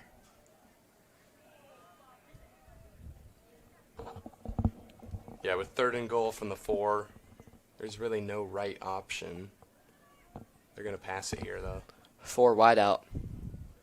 2 on either side for McMurtry. He's going to look to the sideline for another play call. Looks like he barked out the new play there, and maybe a timeout.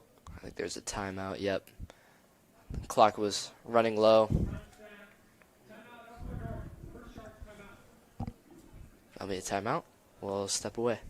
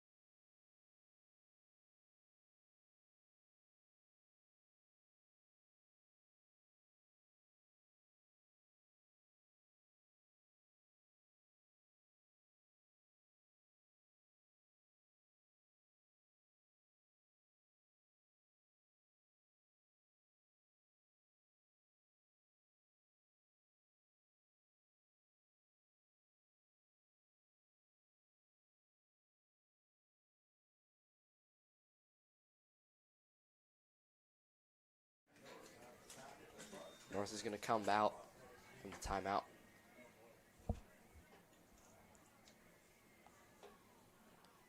Looks like they have the same formation. McMurtry, he's going to roll to his right, pump faking. It looks like he's going to run it, taking on a defender, and Big just hit. did not get there. Looks like he was down around the 2. And they're going to keep their offense out there. McMurtry is going to the sideline to get the play call.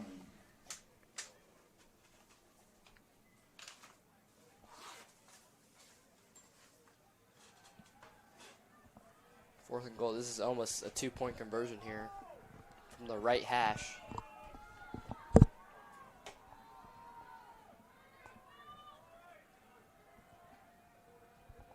They do not have anyone wide, but they are going to throw it. Pressure Pocket collapsing. McMurtry's going to run it, and there's a flag, but it looks like he is in for This might the be a moment. hold.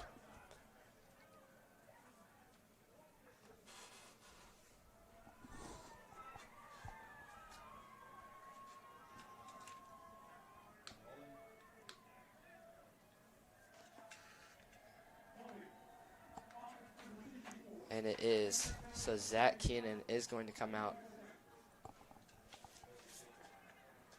to kick the ball for 3 points, make the lead 32-0.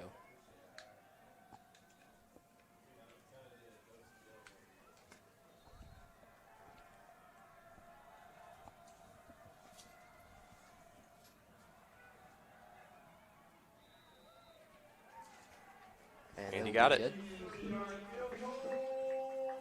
So the lead is 32-0.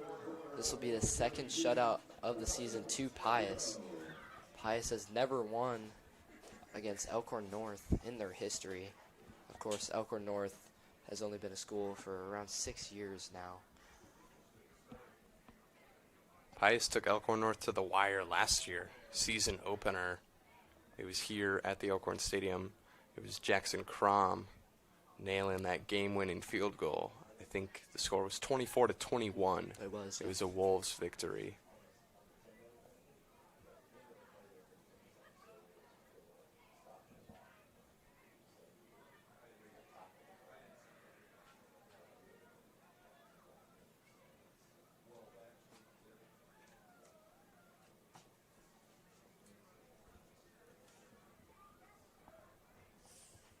Two minutes left in the third.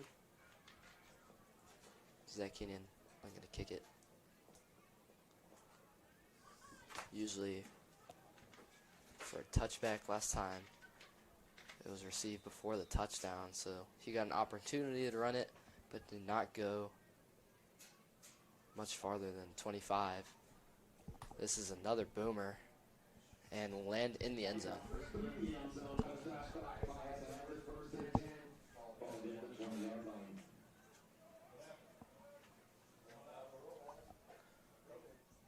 So Easley is going to need a pretty big miracle here to try and get his team back into even a position to win this game.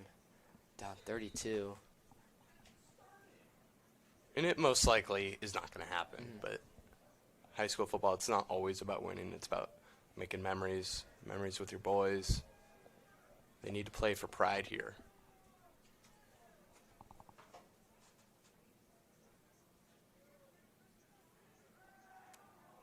It's going to be a little screen pass. And for around 3 yards, not much going there. Call it 2.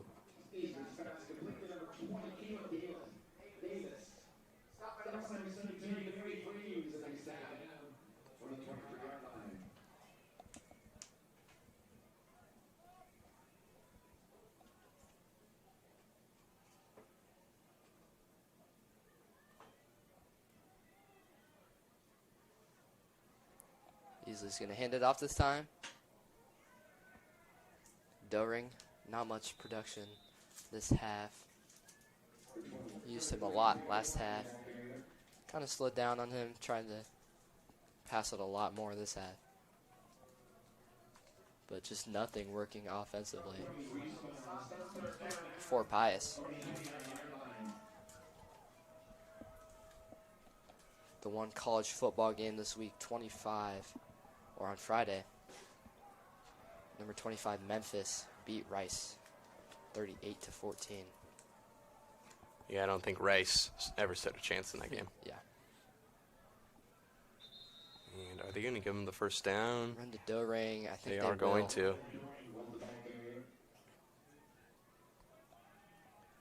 Another score update.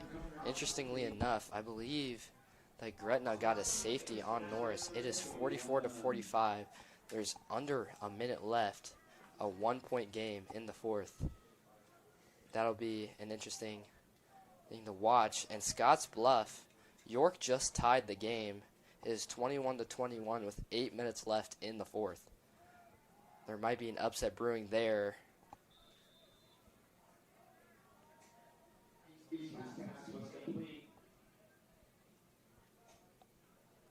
Those are only 3 active games right now, and both of them could be upsets. Second down and 6.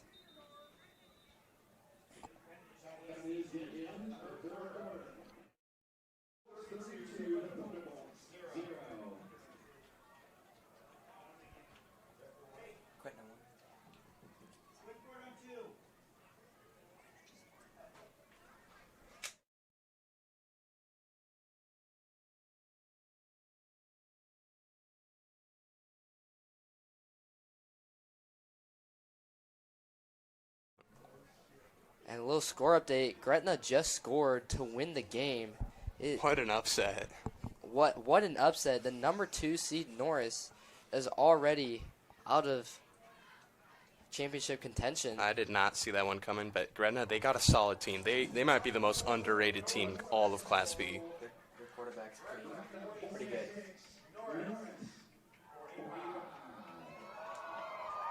So Gretna will move on over Norris. That is quite an upset. And now we have to look out for Scottsbluff and York. Is that game at York? Or is it's it at way Scottsbluff. out? Way out in Scottsbluff, huh? West Nebraska. Western Nebraska. Elkhorn North did have to play at Scottsbluff last year. They took care of business last year, and then, as per usual in the last few years, they lost at Bennington to end their season. They're looking to finish that trend this year as they lead it 32-0. Assuming they close out this game, they'll have a home game against Bennington next week. That will be massive. And this will be Elkhorn North's last year to try and win a Class B title. It is So true. moving to Class A next year in the A Metro whole new world Conference. in Class A. It'll Yeah. be a brand new situation. This whole program and really every sports team at Elkhorn North. Drop back for Easley. He's going to try and go over the middle. Tipped up, and it Almost is intercepted. dropped. There is a flag on the play. Looks like there could have been interception there, however. And the ref is signaling for the defense. And they're going to call it pass interference. Interesting. Seemed like there was just a play on the ball. I don't know if I agree with that. Yeah, crowd certainly does not agree with that. But the sticks will move regardless. 1st and 10, setting up at around the 45.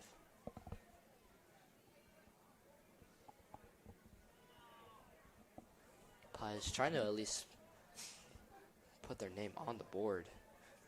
They have nothing to show for this game.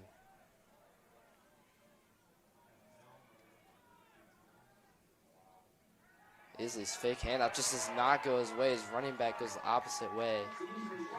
And Easley will just be dropped. Zach Wolf snuck in there completely unblocked. Nothing Easley could do. Zach Wolf just came up on him right away.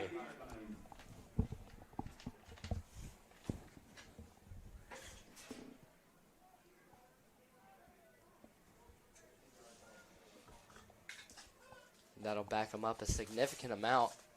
They're back to the 38. The line of scrimmage is at the 45. For reference, that is just a busted screenplay, but it's still going to be caught. Fighting for yards is Morrow.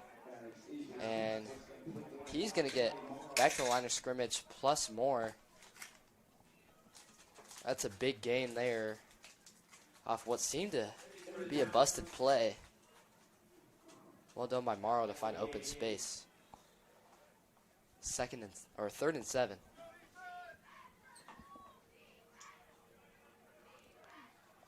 Nearing 10 minutes to go on the game clock. Isley's pocket is collapsing, but he's going to try and get a deep shot. Not there. And someone is down on the play. That is Charlie Rieselman. He was on coverage for Joey Buss.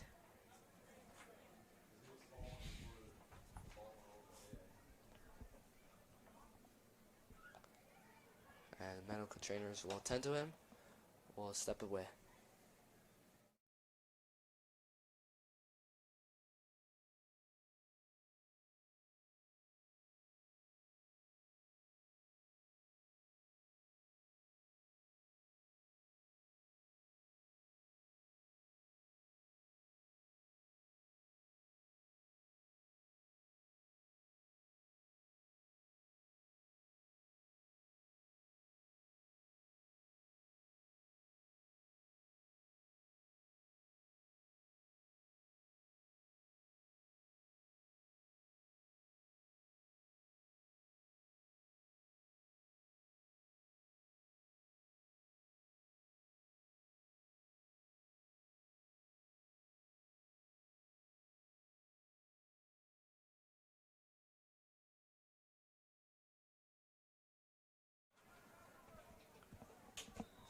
Back from the break, Rieselman got off on his own power. And we got a timeout right We away. just got a timeout. We'll step away Yeah. again. About 10 minutes, 25 seconds to go in this one. Elkhorn North leading 32-0. This is the Wolves on Huddle.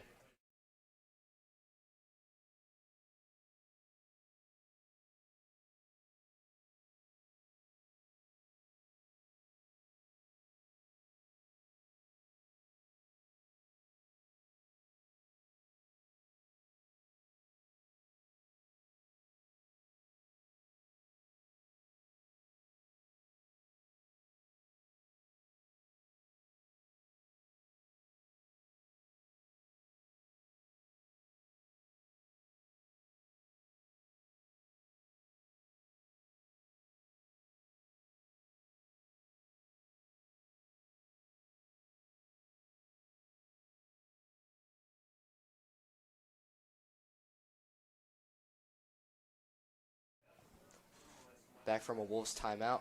It is 4th and 7. Would be nice for a Pius first down here. It is way too long for Morrow, and it will be a turnover on downs. First down for the Wolves. And this is most likely going to be a Wolves win. I think this was a great game to develop McMurtry and show him what it's like to play in the playoffs. Yeah, it's hard to think of a better situation, really, for McMurtry. First round of the playoffs, facing a team that Elkhorn North was definitely, they would be favored against. And next week, there's a huge matchup against Bennington. I'm not sure what's going on with Beachy. His injury could be pretty serious, though. We might be seeing McMurtry next week, so these reps are very valuable. McMurtry's going to hand it off to Anderson Taylor, and he's going to get about a yard on the play, just nothing. No hole there for him to go through.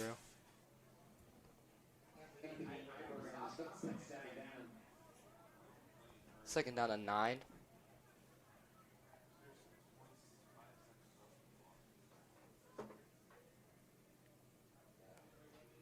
McMurtry's going to throw this one to the sideline. Chris Logier wants a flag. Yeah, I feel like the defender got to him a little bit early, but referees aren't going to call that one.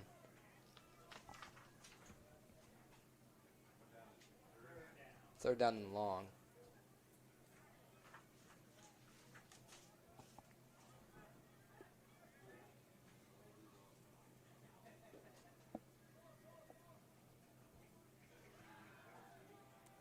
McMurtry wants it all to Chris Logier, trying to get his redemption off that call, and just did not Just work. overthrown, yep. Yeah. He had a little bit of separation if there was just a little bit less juice on that, but too much, and the punt team will come out.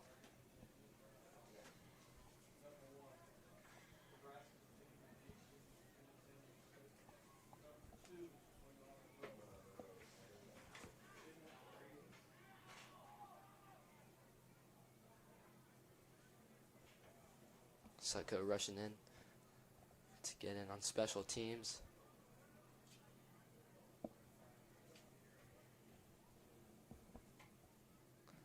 And the punt is off. Lands about the 20. And handled by Chris Logier.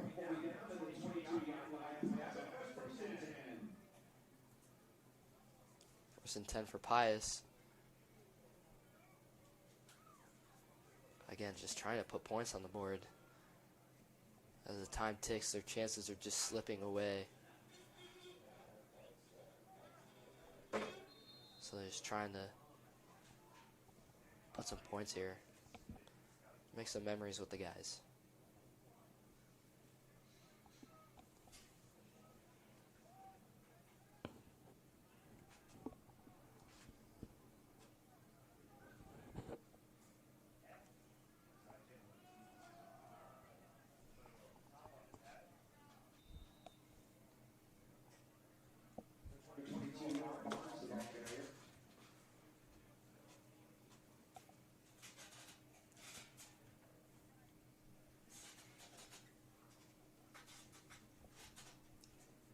And some news from the sideline. Seems like Beachy is good, but they're just keeping him out to be safe. And honestly, a smart move from Elkhorn North here. Yeah, that's all still unofficial, though. You never know until the coming days what the medical staff will evaluate. Easily looking long. Again, it's still short, but Morrow will come up with this catch, kind of around the 50. And that is the longest play of the day for Pius. And why not a better time?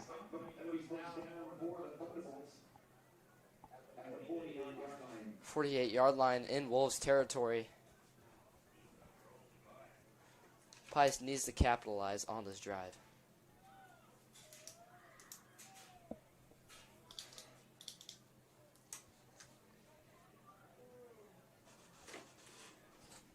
Stacking the box here.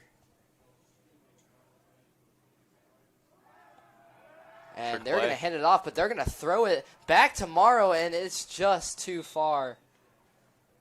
That is a great play call from Pius. And almost executed perfectly.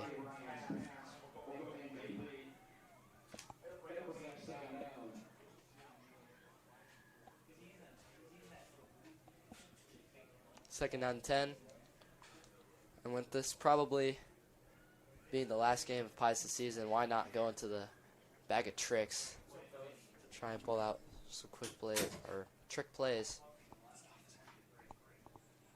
Get something going on offense. Easily to throw again on the flat. Met at the line is Bus.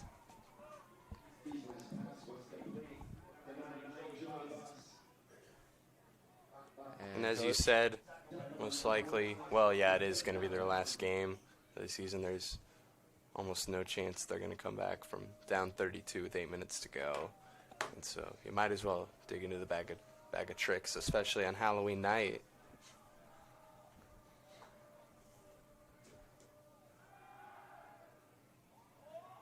He's going long once more off a stutter step, and it's just not there.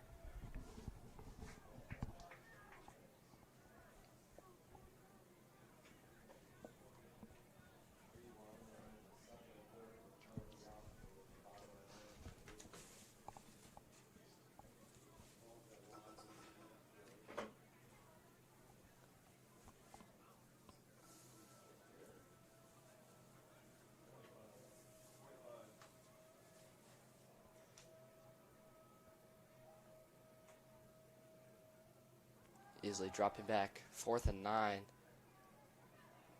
He wants it all recently, and that is going to be picked off. Barry Freeze. Haven't heard his name much today, but he got an interception there. He's just been a quiet presence, just lurking on that defense this whole night, and he finally got his moment to shine.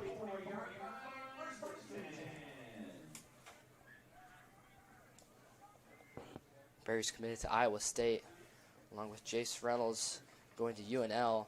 They both have an interception tonight. And what a combo they are as the linebackers.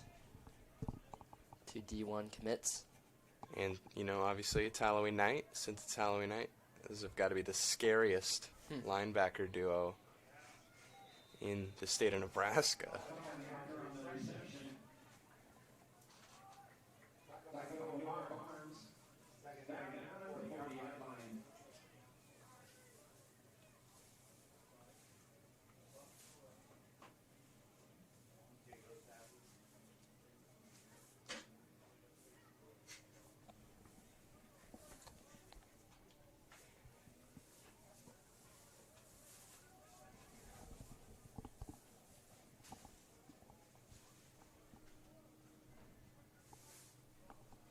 McMurtry taking the snap. It's going to be right up the middle for Anderson. That's not Anderson. Nate Truffles. That is Truffles, yep. Giving him some reps on this game.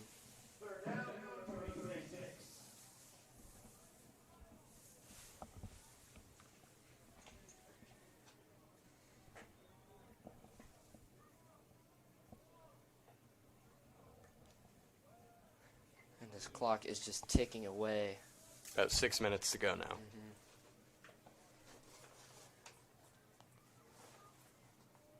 Looks like Yeah, a bit of a hard count there. Off sides, but refs did not throw a flag. Truffles once more. He's going to get to the 30. That's enough for a first down. Good run.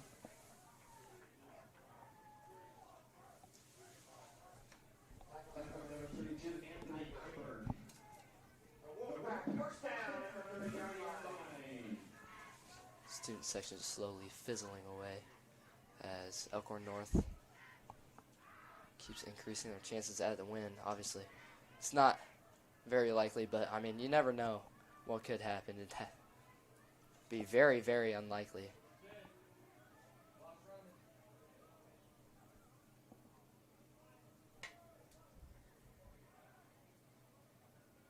Mercury. To Truffles once more.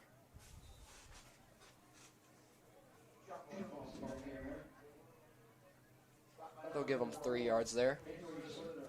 Looks like Elkhorn North's just looking to run this ball, burn some more time, and finish this game.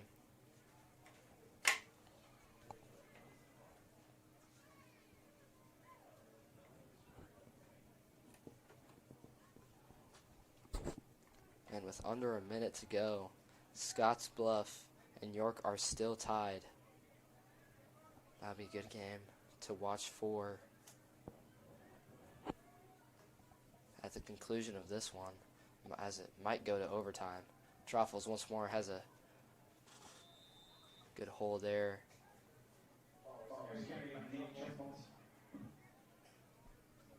They'll mark him down at the 25. About 5 to go for this first down. Clock still winding. And nothing to dislike right now from Elkhorn North. You just want to run the clock down as much as you can, especially up 32.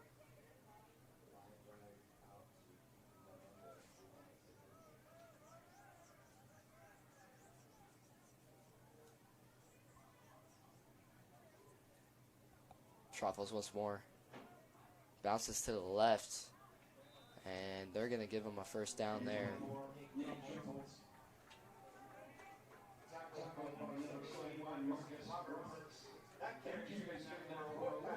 First down.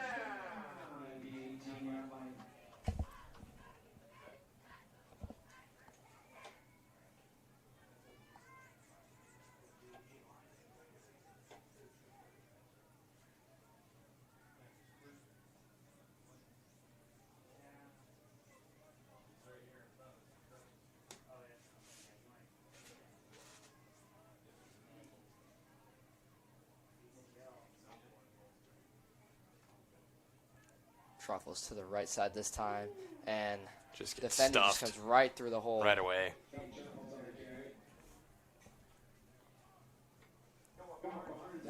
Perfectly timed.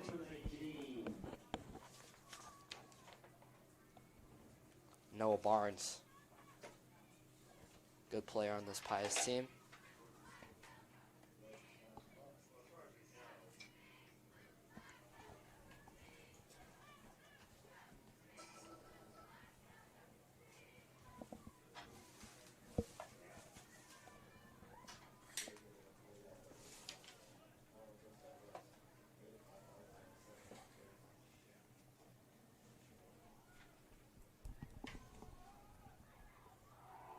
And Truffle's going to stiff arm someone, but it's not going to be enough, as he's just going to get back to the line of scrimmage. Approaching 2 minutes to go. And since it's Halloween night, some of the people in the box wanted to dress up. Me and Sean, our cameraman, are both bananas right now. You can't see yet. For Halloween night, I hope you guys are having a good Halloween night. Elkhorn North is definitely having a good night feasting on this defense. Yeah, just an all-around dominant performance right now by the Wolves.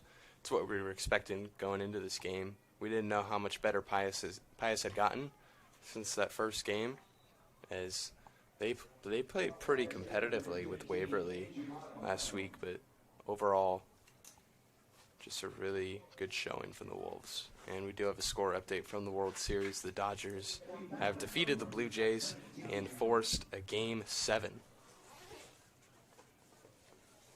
That will be an interesting one tomorrow night. If you're a Husker fan, though, you got the blackout, you got the World Series, so tomorrow is going to be a crazy day for sports.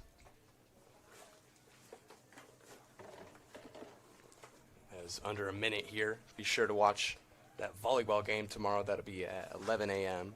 10 a.m. Truffle is trying to hit the gap, and it won't be enough for a first down. They'll get the clock to under 30 seconds.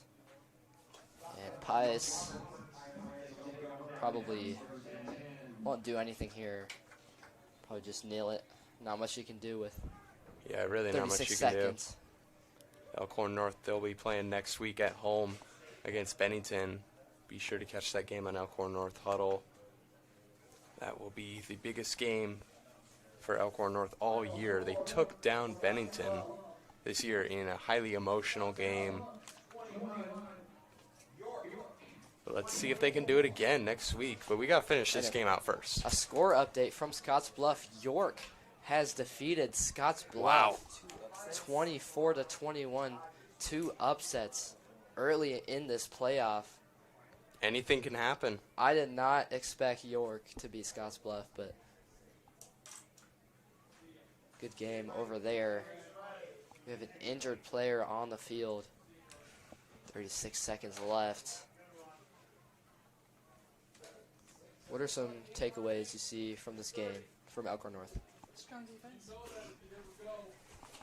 Just that Elkhorn North, they are not one-dimensional. They can fire on all cylinders with Anderson Taylor, with Charlie Rieselman at running back, but also with the passing game.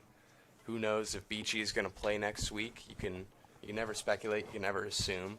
But even if he doesn't, this offense is still in good hands with Austin McMurtry. And they have the talent at the receiving position. So if you're an Elkhorn North fan, you should be feeling pretty good about this team tonight. Yeah, defensively, I think they played a very strong game. Well, yeah, when you give up 0 points, what more could you ask for? And offensively, as you said, McMurtry seemed very good out there, very composed. Didn't seem like any pressure was getting to him. And just delivered some good balls across the field. Anderson Taylor as well with Rieselman. They also had some explosive plays tonight. It's a good 1-2 punch. Can wear down the defense of opponents. Elkhorn North looking strong heading into game 2, which will be against Bennington next week.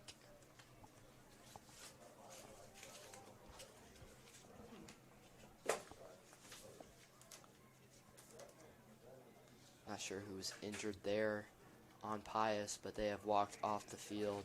Yeah, you hate to see it in the last minute of a game. Yeah, unfortunate. Last game of the season. Pius is going to run a few plays here, and that'll do it for this game. But one final drive for this offense. I'm going to run it down the middle. And if they don't get another snap off, that will most likely be the game.